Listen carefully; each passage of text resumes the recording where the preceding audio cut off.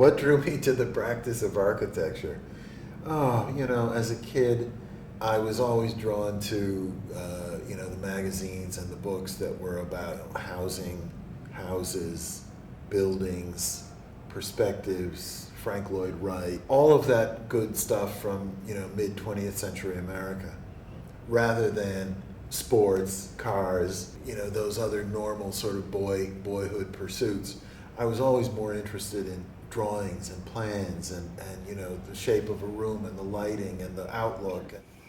It happened when I was 9 years old. I've never wanted to be anything but an architect. And at the age of 9, I would look at wonderful magazines with photos of buildings, of homes, and plans, and I want to do that. And I learned the name of the person who does that is an architect. My father being an architect and my mother as an urban designer was a very solid base. They took me along whether they were working on affordable housing or creating elderly spaces. I saw the difference that could be made by the way that we shape space, by the way that light comes into space, by the way that people feel their respect and honor within a space. And I realized that the way that people feel, how they can reach their true potential, is absolutely related to the kinds of spaces we create.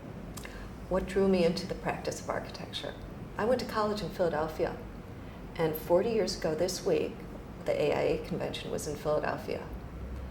And it was open to the community to make everybody aware about design and the value of design and how fun it can be.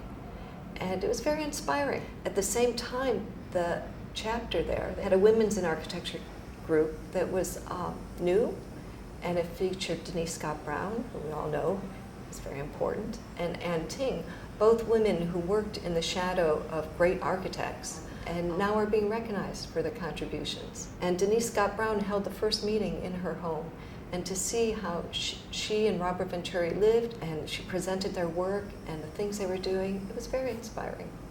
I had incredible support from my family, my parents, who said I could do anything I wanted to do. They built me the biggest sandbox in the neighborhood. I enjoyed drawing, painting, sculpting, and it morphed into a profession that I discovered called architecture. I discovered this when I was 13. I wrote a book report about it. I got an excellent grade, and I said, I'm on to something, so I never changed 10 years old. I found myself being interested in art and science and math as a young person, learned how to draw and was captivated by trying to achieve high quality drawings. But it wasn't until I went to school and had teachers that were at that point then focusing on architecture that I really got hooked. And of course, my exposure around the world to interesting, amazing buildings, including one specific building, in fact, Phillips Exeter Academy by Louis Kahn, that just blew me away. From then on, it was hard for me to turn back, and I've never regretted the choice. My uncle was an architect. My grandfather was a real estate developer. So I was viewing buildings under construction even as a toddler, and I think I became very interested in space.